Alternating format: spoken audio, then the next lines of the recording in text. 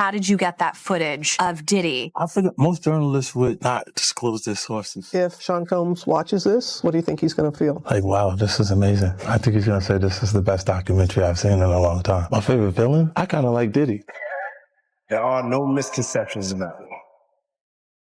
You guys don't need to worry about me getting revenge from Diddy. I've got 3 moves that make sure he'll never be able to come after me or my family. First, I personally reached out to the victims' legal teams. The real reason he's not getting out is those buried cases behind the scenes. I provided legal funding for 7 victims who had been silent for years and brought in the top criminal attorneys in the country. Second, I bought up every potential post-release business deal he had lined up. I planned this 2 years in advance, so by the time he got sentenced and still had hope of getting out, every partner had already cut ties with him. Third, I don't just have evidence, I've got backups. This is an entire minefield that's been buried for 20 years. I uncovered every secret from the last 30 years. With testimonies from the victims, we interviewed over a dozen people he tricked, threatened, or violated. You think that's harsh? No, he destroyed other people's lives for decades. I'm just making sure he spends a few extra years in prison for it. I'm not afraid of his people, not afraid of his threats. I know he's still in there fantasizing about a comeback, but the truth is, he's never coming back. T.D. Jakes has finally responded to the mounting rumors about his purported affiliation with events that Diddy hosted.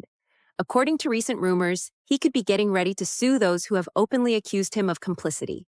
Jake is the most recent well-known person associated with attempts to discredit sources related to Diddy's continuing scandal after recent stories involving Jay-Z and Beyoncé. There are important considerations raised by this development. What function did he really serve at these events? What specific accusations are being made? Well, people get on my nerves talking about who you should be seen with. I do homeless shelters. I walk in prison ministries. I deal with murderers. I deal with rapists and killers because they're our children, our sons, and our daughters. Here we are.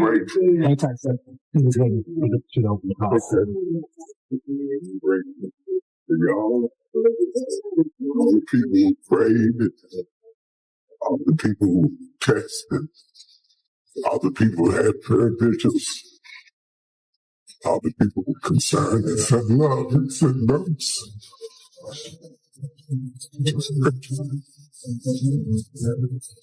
Thank you.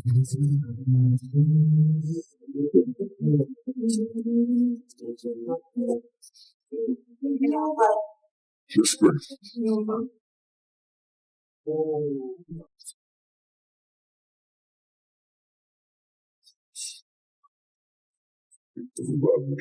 Church,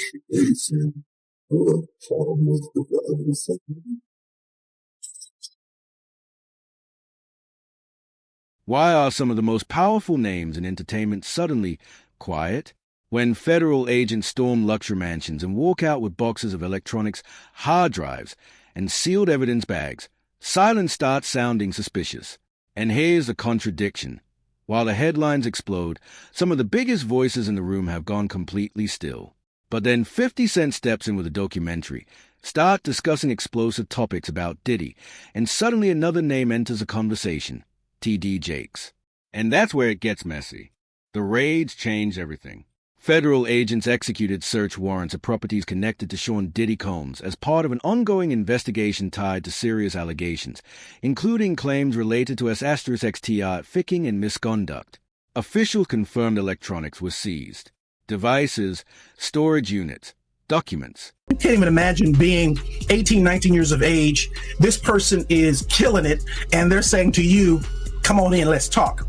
And so I did. I went in, we sat down at a very long dining room table in a room that she had. And for 2 hours, it was unbelievable. Pouring of heart, crying, him talking about my father, we talking about these scenarios. And I inwardly just knew I had finally found someone who could get it. Someone who understood. I'm sitting at this table, and for the first time talking to any man, I got tears coming down my face because somebody gets me. Somebody understood what I was going through. Well, after sitting there and having this long discourse with him, I finally look at my watch and I'm like, oh my goodness, I got to go. I got to get this car back to my mother. She's going to kill me. So I said to Bishop, I got to get up. And I got up from the table. He got up from the table. He walked around toward the way I had to exit quicker than I got over there. And when I started to walk past him, he pulled me to himself, wrapped his arms around me, and tried to kiss me. And in that moment, I literally died. I could not. I tell you, to this day, I can't remember how I got out of that place. But I remember driving home with all kinds of crazy thoughts and what in the world am I going to do now? And I finally get home, get in the house, get in the bed. I'm going to try to go to sleep. And I get to sleep and get up in the morning. And in the morning, I step into our bathroom and my home phone rings. My mother answers the phone and she says to me, "Wayne, it's Elder Jakes." And I get on that phone. And when I get on that telephone, I can hear water. He is sitting in a bathtub. And in that thing, he says to me, without any hesitation, "There's 3 things I need you to do. The first one is, when I come to Pittsburgh, you're going to be the only person I sleep with. The second one is, you can't sleep with anybody else because I don't want to give my wife anything. And thirdly, I will take care of you the rest of your life." I can't to this day remember how I got off that phone, but I do know I made a decision that I wasn't going to the service that night. And eventually I told my mother, "I'm not going to go to the service tonight." She says, No. You know, we got a rule in this house. If we go, you go. I never told her what he had done. I went to church, and the most humiliating thing imaginable happened that night at church. Bishop Jakes, getting up to preach, speaks into that microphone. "I'm going to ask young minister Youngblood to read for me."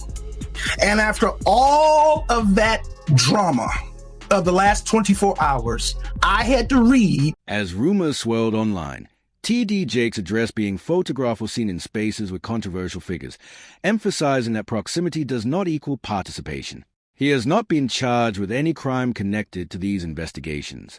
But the optics? Complicated. And optics in the age of viral documentaries can reshape narratives overnight. Renowned Dallas pastor T.D. Jakes is named in a federal lawsuit against musician Sean Diddy Combs. It's filed by a producer that worked with Combs. It discusses how the singer planned to leverage his relationship with the bishop to soften the impact on his public image of Casey Ventura's lawsuit. Ventura is a former girlfriend of Combs who filed her own lawsuit in November alleging abuse, violence, and sex trafficking. Meanwhile, Combs' lawyer is criticizing the raids at 2 of the hip-hop mogul's homes in a federal sex trafficking investigation. He called them an unprecedented ambush. It comes as we're getting a new look inside Combs' L.A. house after the search by federal agents. Carter Evans has details about what the feds have uncovered so far. Guns, cell phones, and other electronics are among the items taken from the homes of music mogul Sean Diddy Combs, according to a source familiar with the search warrant performed by federal agents at his properties in Los Angeles and Miami. TMZ says this video shows the aftermath of the raid inside Combs' LA mansion. Drawers empty, documents scattered, and safes opened and searched. Hours after the raid started, Combs was seen walking around the Miami Opa-locka airport, according to TMZ, which also obtained this video. Later, at the same airport, authorities arrested Combs' associate, Brendan Paul, and charged him with drug possession. In a civil suit filed against Combs by former music producer Rodney Jones, Paul was accused of being a drug and gun mule who allegedly aided Combs in sex trafficking. Yesterday, Diddy's lawyer called the law enforcement action nothing more than a witch hunt based on meritless accusations made in civil lawsuits. Could this federal investigation have come out of these private lawsuits? Oh, absolutely. If it involves sex trafficking. trafficking or drugs or weapons or other illegal behavior. Lori Levinson is a former federal prosecutor. They've decided this is worth a lot of resources across the country. So once they've done these searches, they have evidence to follow up on. And if they've got it, they'll move on it. We still here, you're rocking with the best. Even though Combs has not been publicly named as a target of the investigation, he says he's now prepared to fight to clear. Diddy has always placed a high value on his public persona and is well known for tenaciously defending his billion-dollar brand. According to reports, he gave T.D. Jake substantial gifts. Diddy's reputation is said to have benefited by Jake's mega-orch with him. According to insiders, Jake has been under a lot of strain since being mentioned in the case, almost passing out on stage once.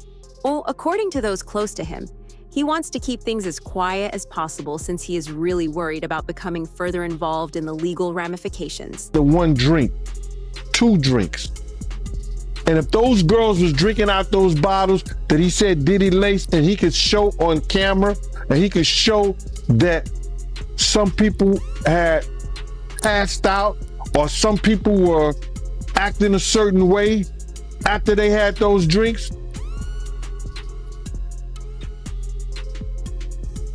he won his case on that one. When you was around Diddy, was he doing drugs, like party drugs, like ecstasy and stuff like that? Diddy wasn't the dude he is today when I was around him. You understand? He had just started. When I was about to leave, he had just started with because he never smoked weed, he never smoked cigarettes. I never seen him do cocaine or none of that shit. You understand? He would have it for people to do it. You understand? It's certain of his girls like to do it, and he would make sure it would be there. But he wasn't the one that did it. Then he didn't start getting hooked on drugs until he got hooked on those painkillers. After he got hooked on those painkillers, he started drinking more, because he wouldn't even drink hard liquor. He was only drinking champagne, Don P or Cristal. He was not drinking hard liquor then. Yeah, that's real talk, man. And he also claims that, Diddy, he was using T.D. Jakes to fix his image. You believe that? Well, we saw that to be true anyway. That's what he was trying to do all that time. That's why T.D. Jakes was there, to try to fix his image. How you feel about these rumors surrounding, Diddy and T.D. Jakes? Man, what I think about it is this, when I grew up in the church, the sinners was not supposed to have the same atmosphere with the saints. You have to be able to separate the two. So I'm looking at him as a saint going to a party that ain't nothing but sin, drinking, maybe fornication, man on man, woman on woman, he on she. But maybe he'd have to lay some hands on somebody. Maybe he'd have to save some souls. I know he got a contract with Revolt, so I'm just like, it's just real strange that he would be found at any kind of Diddy party or any kind of place with Diddy unless it's in a business atmosphere. So now what he's doing is he's making, man, he making the Christians look real bad right about now. And you've been to these parties, right? Oh yeah, I was there when he was doing the white parties in the Hamptons and the whole 9 yards. So I know what goes on at the parties. If, they probably got a little bit more freakier, as time went on, because they got to the point whereas that they didn't even care. It used to be secretly, where people used to go to, separate rooms and different rooms, and they wasn't doing that out in the public, but now they don't care. Men kissing men and all this other that's it's crazy. So why do you think he was going to these parties? I think that he's going to the Diddy parties, bruh. If he's going well, we know he's going to the Diddy parties, and I know that it's, I know what usually happens at the Diddy party, or what we told us happened at the Diddy parties.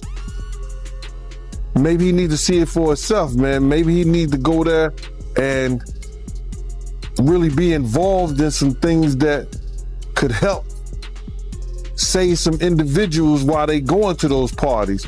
Or maybe he just going to, man, it's hard to even talk about. Why would you find a religious man, you know, when you know that the saints supposed to separate themselves from the sinners? And why would a religious man like himself be at a party which ain't nothing but sin that's going on, bro? Whether it's drinking, maybe fornicating, maybe, like I said, men on men, women on women. It's hard to put in perspective unless he's involving himself what is actually going on at the parties. It's hard, brother. Bro, you know, you can't, I really don't know why, as a spiritual advisor to him, that they buddy while he got a party with him like that and be at his parties. It's got to be, maybe it's something more that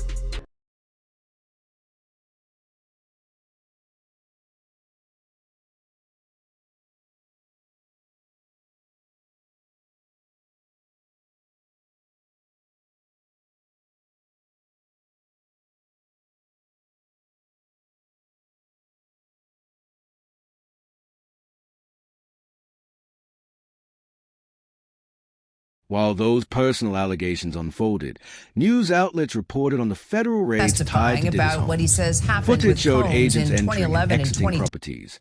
Items reportedly seized included electronics and other materials, though officials have not publicly detailed all contents.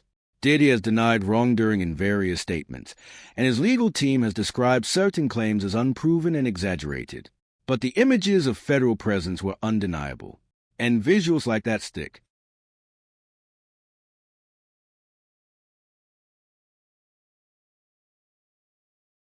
his celebrity friends is going to speak or say nothing until they're either contacted or they know what they really got. So you feel like they might be worried that they might be on tape at one of Diddy parties doing something they wasn't supposed to be doing? I think that the celebrities that may be worried is because what Lil Rob said. Lil Rob said in this affidavit that Diddy had every room taped and bugged. Diddy had, yo, bro, can you imagine? He had every room taped and bugged, and they found little bugs and little tape recorders. I mean, little those micro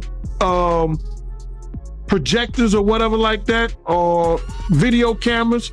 They found them in the house, bro. So by them having those things in the house, and people know there's drugs, there's alcohol, there's loose women, there's loose men, woman on woman, man on man, all kind of crazy shit. Bruh, they just wondering who or when they're gonna let. Legal experts weighed in, explaining that when federal authorities pursue cases involving alleged trafficking or abuse networks, digital trails often become central. Texts, emails, video files. But again, investigations are not convictions. Allegations remain allegations until proven in court. Still, the scope raised eyebrows. And that's where speculation intensified. In these cases, and why didn't you believe in others that you were presented with? Well, the thing with a sexual abuser is they follow a pattern. They fall to type, and you become very clear on what that pattern is, particularly a serial sexual abuser. And these cases were all identical in the facts, identical in the story. It was beginning, middle, conclusion. They know each other? Boom. None of them knew each other. Did you have them meet? No. Did you have them coordinate stories? No, no. Do you think they had any contact with each other before they came to you? Absolutely not. And when you were talking to them, well, first, the ones that you didn't take, why not? Stories didn't make sense. Stories didn't fit the pattern. Stories were not credible. I mean, this is my 30th year as a lawyer. I've tried over 100 cases. I can assess whether somebody's story is credible. And if I don't believe it, I'm not going to put my name on a pleading, sign it, and file it in court. I'm not doing that. And that's what I did with the 60 plus cases that I rejected. And this is not really your area of expertise. If people will look you up, celebrity lawsuits is not really where you make your bones. Why this? Well, I was involved in the Weinstein litigation. Right. I was involved in the Paducah litigation. I was involved in the Hayden litigation. Why did I do this? I do this because it's important. I think it's important for people to be heard, have their chance to get the power back. Because sexual abuse, sexual assault is about one thing: taking power, humiliating, demeaning a person and a victim. It has nothing to do with sex. And so I think it's important. I think it's important to get the word out. I think it's important for men to feel, hey, look, I can come out and be heard just like a woman could. And the defense that, look, they knew what they were getting into. These are regrets. They went there, they partied, and now they see a pocket. No, I don't think so. My client were they gay men? One was bisexual. The other ones were not. And they were going there. The client was bisexual, worked for Diddy. Diddy owed him money for doing errands for him and being his step and fetch, for lack of a better word. And I think it was a power move. It was a clear power move because this guy had the nerve to come to him and say, you owe me money. And so Diddy said, come on to the Intercontinental Hotel. He gives him the drug, knocks him out, sodomizes him. And I won't use the term that my client used, but said he tried to turn me into his B word. And I think it was a clear power move on each and every occasion. I think the ones that took place in the Park Hyatt, that wasn't partying. My client met him at a nightclub in the city here with a music producer. He didn't think he was getting into that. The man who was in the Hamptons, he thought he was going to a white party. Who wouldn't want to go to a white party? I would have gone to a white party back in the day. I wouldn't go now, but they went there innocently. And according to others, T.D. Jake could have also gotten entangled in Diddy's purported network of influence. These allegations state that Diddy would bring well-known people to his parties, give them drugs, and covertly capture compromising video, which was thereafter purportedly utilized as leverage. It has been implied that Diddy used this tactic to keep certain people under control, perhaps including Jake. Even though none of these claims have received formal confirmation, they saw what he did to. Now let's talk about the white parties. 4 years. They were legendary, exclusive, glamorous, invitation only. But some former associates have alleged that behind the velvet ropes, more was testifying happening. About Claims what he says surfaced happened online with suggesting Combs in rooms may have been 2011 and recorded, that certain guests feared footage could exist. None of this has been proven in court. No official confirmation of hidden cameras has been released by authorities. But the rumor itself, powerful, because if recordings existed, leverage could exist. And leverage changes power dynamics instantly. Some commentators speculated about why certain public figures, including religious leaders, attended high-profile events in those circles. Again, attendance does not equal involvement in alleged misconduct. That distinction matters, but perception often moves faster than facts. And once a documentary revisits these connections, the internet does arrest. Here's where it gets even more layered. Legal analysts discussing abuse cases often mention patterns: power imbalance, influence, delayed reporting. They stress that similar stories from unrelated individuals can raise investigative interest. But they also caution against trial by social media. And that balance is difficult in a digital age where clips travel faster than court documents. Power and image about control what he sit says at the happened center with of this Combs entire in storm. 2011 and Critics have alleged that Diddy strategically aligned himself with respected public figures to maintain credibility. That claim has not been proven in court. It remains commentary and speculation. But reputation management in celebrity culture is real. Align with politicians, pastors, philanthropists, and your brand appears fortified. Whether that was intentional strategy or organic networking is something only evidence could clarify. Then the conversation turns darker. Some podcast voices have speculated that if recordings were made at private events, individuals might fear exposure. Again, no confirmed public evidence of such recordings has been presented in court at this time. But fear of what could exist can silence people just as about what he effectively as says happened confirmed with proof. Combs in And that's the 2011 and psychological layer few talk about.